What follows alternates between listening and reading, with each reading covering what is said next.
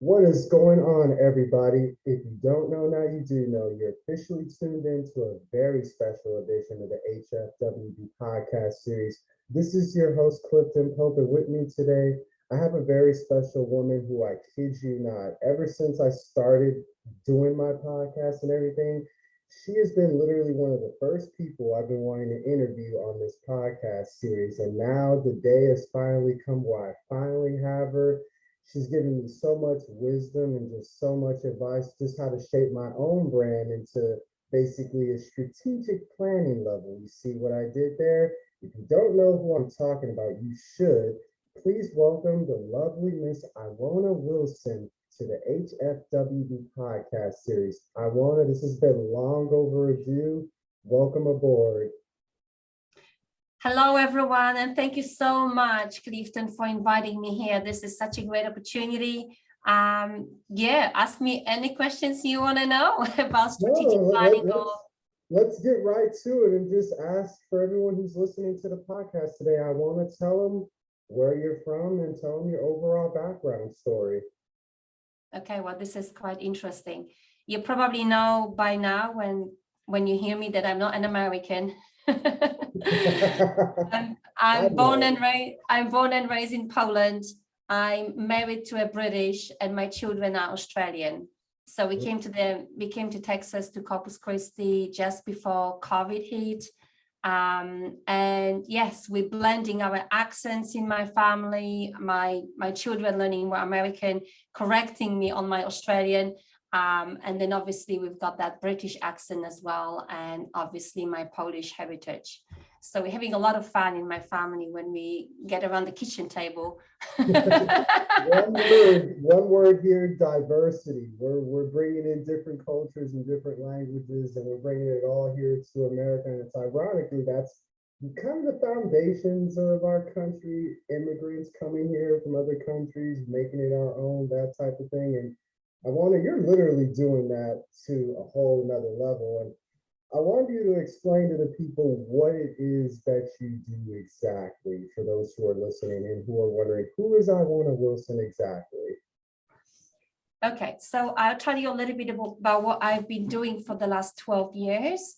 And as I develop and grow my business, I can see that this is constantly evolving. Okay, right. So I'm a strategy facilitator, trainer, and advisor for project managers. Okay, so what does that mean? I do hold different roles. I wear different hats, depends who I speak to. But basically I'm a facilitator, I'm a professional facilitator. I work with groups and I help them become more effective.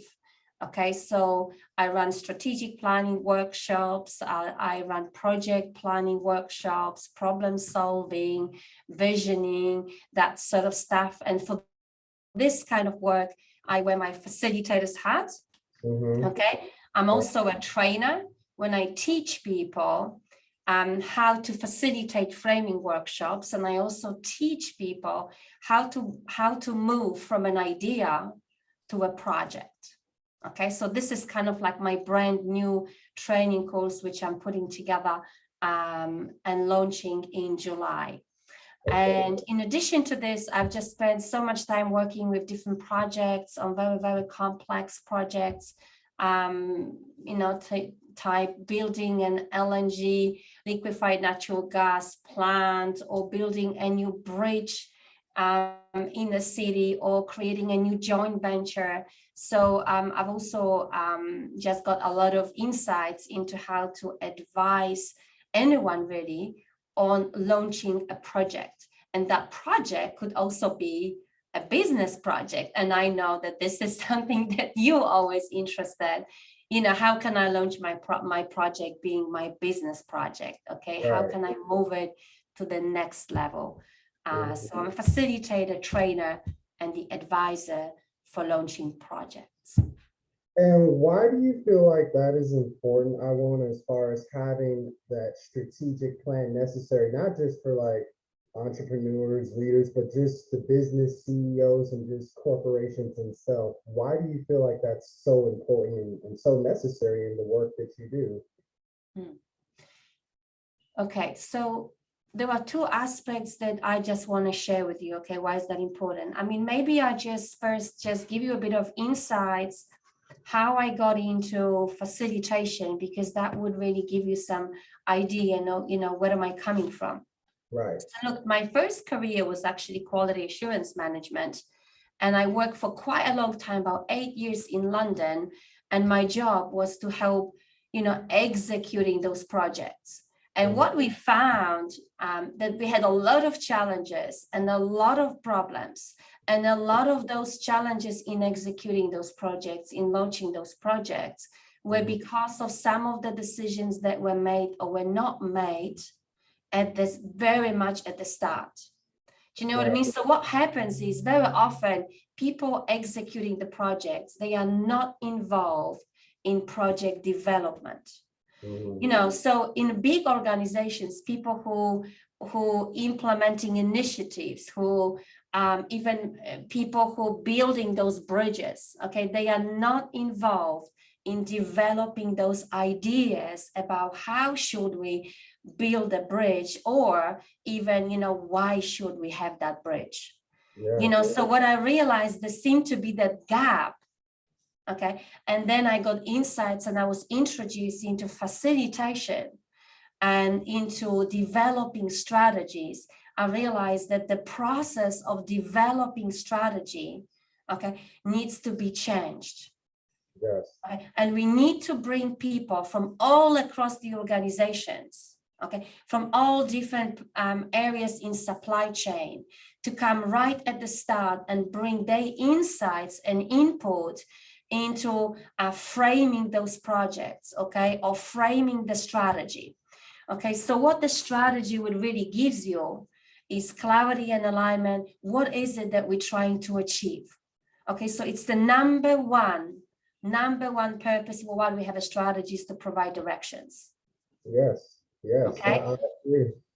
So if you're an entrepreneur, so let's just bring that into, entrepreneurs, okay? Being very clear, have a clear vision of what is it that you're trying to achieve. Okay, that gives you motivation. That will give you ideas. That will give you insights. How am I communicating? How am I going to communicate? What am I actually standing for? Okay, so just those free benefits, okay, will just give you insights into what is it actually you're trying to achieve. And look, I've got a piece of paper here, and I thought I'm gonna illustrate the strategy, okay? Please, So, on YouTube.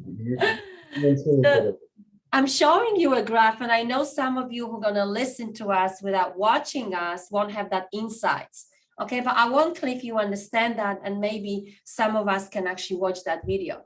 Look, when you here on the bottom, okay, and you one day coming up with an idea, hey, I want to publish a book, okay? Here is my idea. You know what? Like the number one thing for you in creating a strategy is having a very clear understanding, where are you at? What is the context? Okay, what have you done so far? What haven't you done so far? Why do you want to have the book?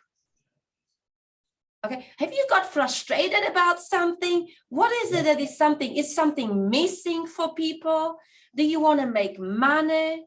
Okay, do you want to be leader in the da? Okay, what is it that you want and why? Okay, so this is what I call the starting point. This is what I call, you need to understand, where are you at? Yes. Okay. What is that book going to do for you? Have a bit of conversation, have a bit of brainstorming, ask the people that know you very well, okay? Find the people that you're really inspired by, okay? And get very clear on that. And when you get very clear on where you're at, only then you're looking at, you know what is the vision? Right, the vision. Okay, so it's not, and I know sometimes you do the vision first, sometimes you do the context first. It really depends on what is your project about, what is the initiative that you want to undertake. So really, strategy is only what bridges where you're at with where you want to go. Exactly. Okay, but life doesn't go ever in a straight line, does it? No, it doesn't. Okay, life will take you over here, or maybe then over there, or maybe over there. So you might be going that way before you hit your vision. So for you to hit the vision, you have to create some tangible milestones, little checkpoints that so whether it's going to be your routine, whether it's going to be your monthly checkpoints, whether you're going to be your quarterly targets, so you can review and check in. Okay, hold on, where am I at? Yes. Do I still want that goal to eventuate?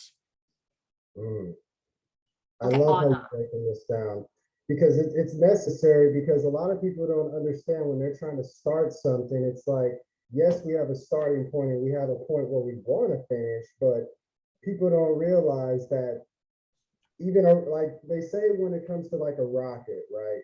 The only places where they're sure they're going to take off or where they're going to land. Where they're going and their trajectory, it's always going to get changed. And that's the perfect analogy I can basically describe to what you just explained. For those who are listening to the podcast series right now, I want to basically just broke down the purpose of strategy from a visual standpoint. Yes, you have a starting point.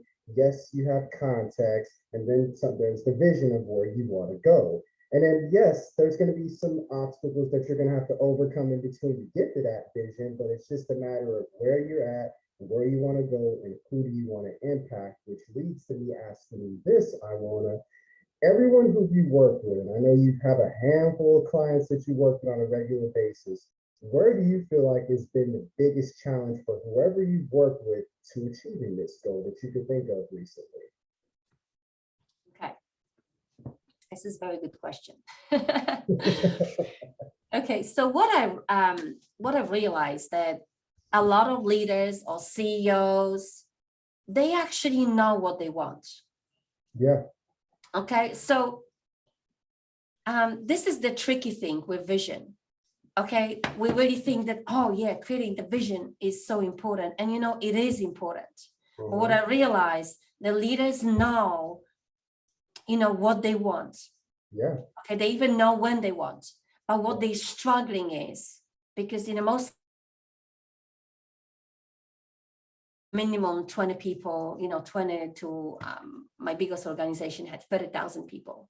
So what I'm really struggling with is to bring their teams with them, is to cascade that vision into every level of the organization. Okay, so this seemed to be the biggest challenge. Okay, well, I know what I want, but how can I bring my team with me? How can I communicate and talk to them so every function inside my organization knows what I want my marketing to focus on this. How do I communicate with my marketing? I want the engineering team to focus on that. How do I communicate and create a focus for them? What about the finance team? What about the sales team? What about the HR team? So the biggest challenge that I found for my clients, is to cascade down their vision, and create alignment so every team, every function knows what to focus on to fulfill this organizational purpose and leave the mission on a daily basis. And that's a great way to put it, because it's like it just really just comes down to communication, to what the overall mission statement is, passing it down from, like you say, the head person in charge, leader, CEO, and then just working its way down the ladder and working its way down to each department. And everybody who's listening right now, who is a entrepreneur, business owner, etc., that is very important. You can never sleep on the value of teamwork, because at the end of the day, that's what's going to make the dream work. That's what's going to make the vision come more to reality. And that's how you're going to expand and reach numerous amounts of people and continue to build bridges, kind of like what I was alluding to. because it's very, very important. I feel like that's absolutely necessary. But I also want to bring you, the reason why I brought you on here, Iwona, is because you have a master class coming up, if I'm not mistaken, correctly, that we talked about. Tell the people a little bit about what they could expect from this master class, because I know this is something that you offer a lot lately as far as like within your training courses. Most people don't even realize you do like one-on-one coaching with all the stuff that you explain, and basically just overall proper strategy planning and facilitation. But explain to the people the purpose of this masterclass and when can they be on the lookout for it. Okay. So just to clarify that, I do strategic planning, which is developing a strategy for any team and any organization. And I also do project strategy. Okay. And I call the project strategy opportunity framing. So the masterclass, which we have next Thursday, June 30th at 9 a.m. Central Time, this is a completely free webinar for about 45 minutes to an hour, where I create with you and I help you to understand how to create a strategy plan for usually a very complex project, okay, like building a bridge. But you can bring the principles that I'm going to teach you, okay, if you're about to create a new initiative for your organization or for your venture. You know, even writing a book is a project. Yes, you know, going on holiday is a project. You know, as long as you have a scope, resources, people, cost, and schedule, you have a project. Okay, it's a temporary venture, okay, with particular resources and targets. So I mainly work with, you know, large chemical energy type organizations, but I realize what I teach can be also cascaded down to a smaller type organizations that might try to pivot by creating a new service, or might try to pivot by creating a new initiative, or they just want to achieve more and they're trying to leverage of what they already are doing. Okay. So this webinar is very good for project managers, for team leaders. Okay. If we have listeners here from large organizations, I always call for people who are more familiar with like decision-making, stage-gated process. And I'll teach you about how the top 5% of highly successful organizations, how they frame their projects. And then I give you insights about how to prepare and how to create opportunity framing for your project. Okay, so it's June the 30th, 9 a.m. Central Time. If you want to tune in, go to my website, wilson.biz. In a section under events, you can find information about those events and register via Eventbrite, so I can send you my link to my private Zoom webinar. And you alluded to one key word out of there that caught my attention: information. So everyone who's listening, who wants to gain more information and just to overall just better their business, their brand, and their overall leadership skills, check out Iwona's website you just mentioned, wilson.biz. Go underneath her event section and register for that webinar. I know I'm going to be there, so I want you, the people, to be there as well, because it's like I always say, information is the new money, and the more educated you are and the more knowledge you have in gaining the things and accomplishing what it is you're trying to do, you're pretty much already wealthy before all the success comes. So please check out her webinar. It's going to be something special. I'm definitely going to be there, and I encourage you to do the same. So I want to ask you this question, because I know you're very qualified to answer this question. If you had to give three key pieces of advice on what you feel like makes a true leader, what would they be? That you could think of off the top of your head. Okay, so true leader. Like 3 key pieces of advice for anyone who's listening. How could I be the best leader for my team, my brand, my organization? What would be your 3 key pieces of advice?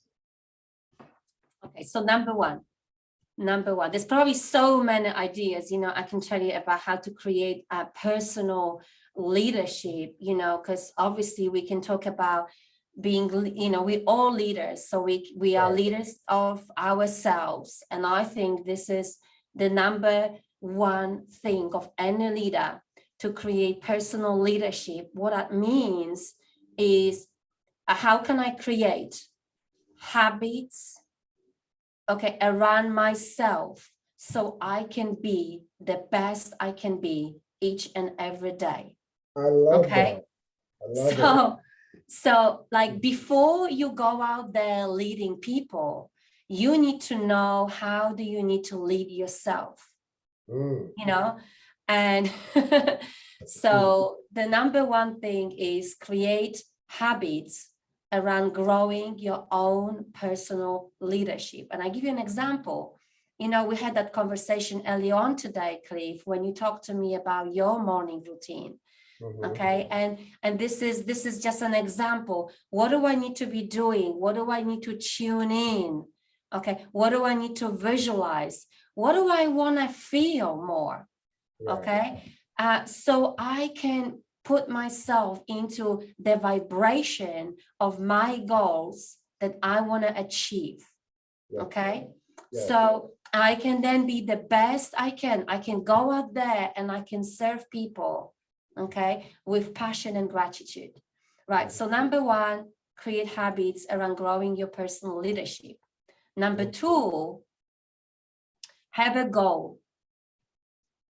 Okay, be a goal-oriented person. Okay, it's been proven already. People who have goals are so much more productive. That's okay. And look, you set up a goal. At some point, you want to achieve that goal. You need to set up a new goal.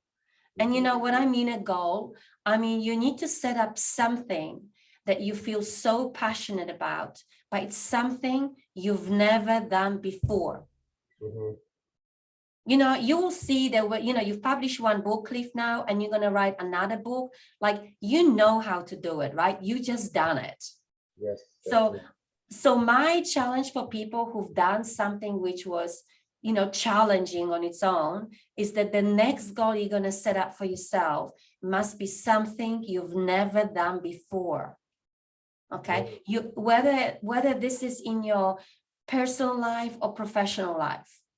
I mean, you know, you might just say, I want to get married. I don't know. It's like your next goal might be completely different, you know, I don't know.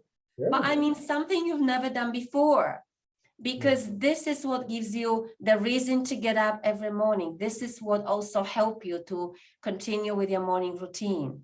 Okay, drink more water, exercise, you have a goal. And human beings are goal-chasing creatures, and we tend to forget that, you know? So that's number two. And number three is gratitude. Yes. Yes. You got to be grateful for everything. Yes, ma'am. Yeah. So, you know, so whatever you at on your journey, you need to create a habit of gratitude. And wherever you find yourself, you want more. Okay. The way to get more is to increase what is it that you are grateful for? Okay, when you find yourself waking up with a lot of stress and anxiety for many different reasons, okay, it could be the political situation, okay, it could be what's happening outside of our environment, it could be your self-image issues, it could be some emotional event that you've undertaken, okay, you've overcome or you're still dealing with. Okay, whatever that is, your way to get out of this, okay, is by being grateful and acknowledging what you already have. And I can promise you that if you do it day on, okay, every day, you know, you find yourself in that space when you become more and more magnet for what you want to achieve. And look, and I know you're really into the gratitude, and I know a lot of people might be listening to us. And if you are, if you really want to expand about gratitude, I recommend a book. Gosh, I actually just forgot that book I've been reading. It's like a journal where every day there is a little task that you undertake. to create one more deeper level around gratitude. Okay, so you can create gratitude for what you want, like more money. You can create gratitude for how to how to stop being more resentful, or be less guilty, or just create a gratitude to just raise your level of vibration, and just become happy on day-to-day basis. Okay, so I'll send you the title of the book after the podcast. Okay, so it's the personal leadership, it's having a goal, and then being grateful. I love it. And for those who are listening to the podcast, y'all need to rewind this part and play it over and over again. Remember, the key to being a great leader is, like I want to allude to, being grateful for what you have, because that'll lead you to getting more things. That way you can add that to your arsenal, and just have goals. I mean, you got to write your goals down, at least if it's not weekly goals, even better, daily goals. That way you have something that you're pushing for and you're chasing. And once you accomplish it, it makes you feel good about yourself. You can check it off the list and now inspire you to write more goals. So I encourage everybody to definitely get on top of writing down their goals and just going after them and achieving them for the most part. Definitely. Now, we're about to slowly but surely wrap things up here. And while I do that, I'm going to ask you a list of questions that I usually ask everybody who are on the podcast. My first question that I ask is kind of like what we had a conversation about morning routines and stuff earlier. What is your first thing you do or think of when you wake up every single day? Okay. So when I wake up in the morning, it's probably about 5:30. I do for the first 20-25 minutes workout. Okay, so it's something I just got like someone I follow on YouTube, and I need to just get my physicality and vibration up. So there's a lot of ups and downs. There's a bit of like a cardio as well. If I'm really lazy, then I do weights. Okay, so I just do weights. I'm working on my posture, and I do weights. So that's for about 15-20 minutes. I drink a lot of water before and after. I have a shower, and I usually have a cold shower first. So we used to do like a cold plunge in the morning, but now our cold plunge is broken, unfortunately. So we just do like really good cold shower. And then after that, I do my gratitude. Okay, so the way I do my gratitude is I write down what is it that I'm grateful for, which relates to the last 24 hours. And then I write down 3 to 5 things I am grateful that, and this is that relate to the next 24 hours. Okay, and I usually say things like, God, or you can just, if you're not religious, you can say universe. I want to make it more personal. I say, dear God, I am really happy and grateful for da da da da da da. And then I say, God, I am really happy and grateful that, my podcast, Clifton, will hit 1 million listeners. So you're trying to be very specific, and that's also the way you bring targets. Okay, what do you want to achieve in the next day or two? Okay, and then I probably write down between 3 to 6 actions that I want to accomplish, and I prioritize them based on the hardest and the most important action. Okay, and I just say number 1, and then second important number 2, third important number 3. And I know if I achieve those 3 actions for the day, I'm really happy. Okay, and I only start action number 2 when I finish action number 1. Okay, and if by that time, if my children haven't, jumped on my bed, then I usually go on social media and I make a post on social media, especially on LinkedIn. If not, then I'm already in the kitchen with my husband making breakfast and so on, so on. So I'm trying to stick with exercise, drinking water, gratitude, and actions. When you're not doing everything that you're doing on a regular basis, Iwona, and I know you're super busy all the time, what are some of your personal favorite hobbies that you like to do? Oh, personal hobbies. Yeah, do you know what? I could probably say before kids and after kids. And right now, I really have a lot of pleasure by just spending time by myself. So I just recently injured my knee, as you know. So I've been dealing with a bit of injured knee for the last 3 weeks. So it just stopped me from going outside and going for walks and going for a morning run. But usually on the weekend, I just love going by myself for a walk or for a run. Now I'm just doing the walks. You know, in the past, I was just a huge fan of going hiking. You know, I'm talking about like big international trips to run, to do hiking all around the world, which I have always had once a year. So I've always had that goal, that like a physical activity goal that I was preparing myself for. And that was just giving me so much joy and satisfaction, you know. But now we kind of like stuck in the US, we can use our family support to outsource the children.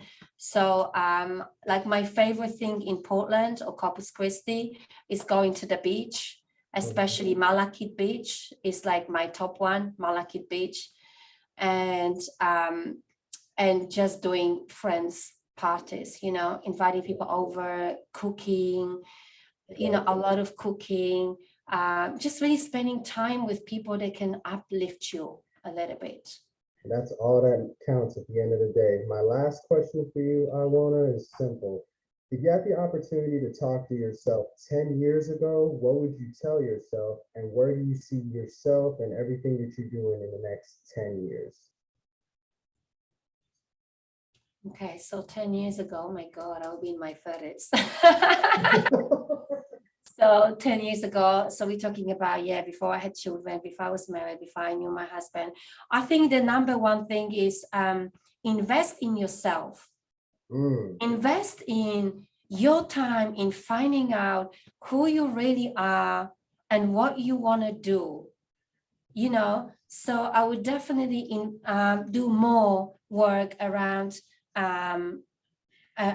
you know, like spending money on personal development activities, you know. And also especially if you're in 20s or younger, like take actions. You know, when you have an idea, when you have a crazy idea, I wish we had that event with this group of people. Do you know what? Go and do it. Make it happen. And because, you know, 10 years from now, maybe you won't be able to do it because you might be tied up with children. I don't know, you know, or you might be more conscious about your time.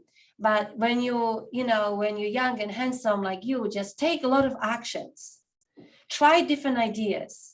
And you know what, don't be afraid to fail, because when you fail as many times as you can, because you know that's the only way to know more what works and what doesn't, and to grow yourself. Right. So be more playful, like, you know, just that I just feel like I was probably too serious. I was like in a really big corporate world. I was probably a little bit too serious. So just have fun in life, you know, just like we take it too seriously sometimes. I agree. And that's well said, Iwona. I love it. And for anyone who wants to find more about you, what you do, what your services, and more about the masterclass, tell them where they can find you, Iwona. Oh, yes. So go to my website. Anyone who sort of want to like check out what I do, I've just launched my new website, www.wilson.biz. You can also find me on Facebook, Instagram, and follow me on LinkedIn. I'm usually on LinkedIn, and then I kind of like duplicate stuff on other channels. And yeah, if you're listening from Corpus Christi, I'm always up for chat. Send me a message. You can use my website to get in touch with me and come along to my masterclass next Thursday, 9 a.m. Central Time.